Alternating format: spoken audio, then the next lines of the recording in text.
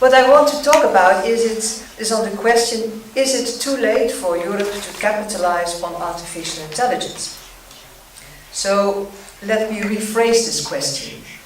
Is it possible for Europe to capitalize on artificial intelligence? And you know, from a political point of view, the answer to that question can only be yes, it is. But that answer is also in order. Materializing Europe's capitalization on AI requires a concerted action from all stakeholders, including policymakers. And another question is, can Europe be in the lead, competing with China, India, the US? And that's quite a different issue.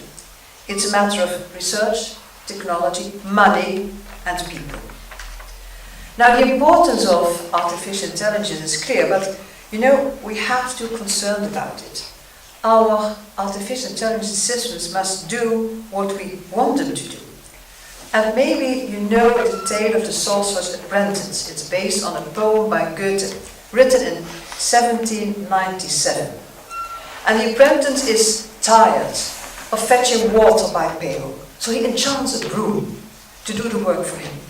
But he cannot stop the broom, because he doesn't know how. And the lesson in that is, with artificial intelligence, we need to know how to control it. We need to be master of the algorithms. If you don't do that, well, we have a problem.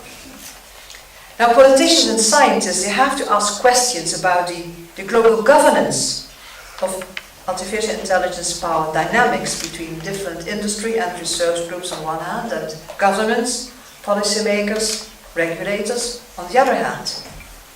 We have to answer questions about intellectual property and how to capitalize on that. And it's this kind of global dialogue we need.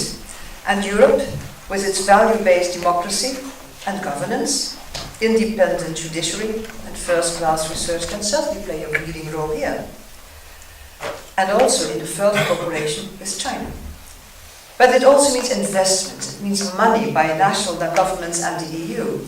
And the opportunities of artificial intelligence, digitalization, and robotics are huge, but they are disruptive by nature because of the consequences for business models, economic development, people, society, policies on privacy, intellectual property, skills, regulations, and not to forget political institutions themselves and the involved politicians, and even democratic institutions like elections.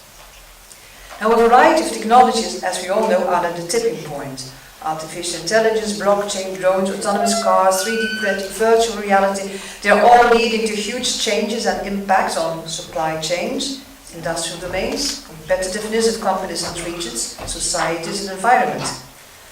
And what is sometimes forgotten then is that all these technology developments move forward as a tremendous pace, bringing us new opportunities in the world of the industrial Revolution 4.0.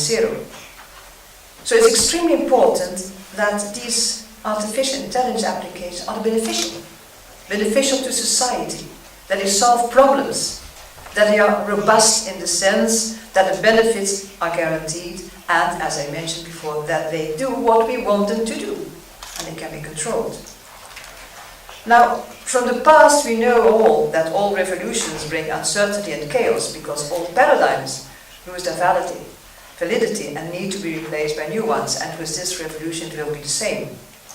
And all this is what should attract EU politicians' attention, because I'm going to speak from the EU point of view. So what could or should be done to promote these innovative technologies in Europe? Well, politicians should provide a legal and regulatory framework to enable business to develop these new technologies. And the focus on innovation to boost EU competitiveness is absolutely crucial. And actually, we are talking about something like the digital single market, in addition to the physical single market which already exists, like the Silk Road and the digital Silk Road. And this digital single market aims to create the right environment and conditions for digital networks and services to flourish by providing high-speed, secure and trustworthy infrastructures and services supported by the right regulatory conditions. And it is important. And the importance cannot be underestimated. The digitization of projects and services could add more than 110 billion of annual euro, 110 billion of euro of annual revenue for European industry until 2020. It would create new jobs, could help sectors such as industry to fully benefit from digital opportunities. And that's why that in April 2016 the European Commission launched this Digitizing European Industry initiative. And this year the European Commission reaffirmed that digitalization is at the heart of the renewed industrial strategy, which was adopted in September 2017. And one of the striking features of this strategy are the digital innovation hubs, especially focused on SMEs, startups and mid-caps. There exist already more than 200. Now, it's clear that only at the EU level, the combination of public resources and private investments can reach the critical mass needed for Europe's industry to compete worldwide. And this requires EU-wide collaboration, a clear alignment of specific national initiatives to encourage investments in research, development, innovation and digital skills, including incentives and access to finance along the action lines of this Digitizing European Industry initiative. So back to my question. The question was, is it possible for Europe to capitalize on artificial intelligence? In my view, Europe has a unique position to play a decisive role, but should do much more to materialize this. Thank you for your attention, and I'm looking forward to the next part of our discussion.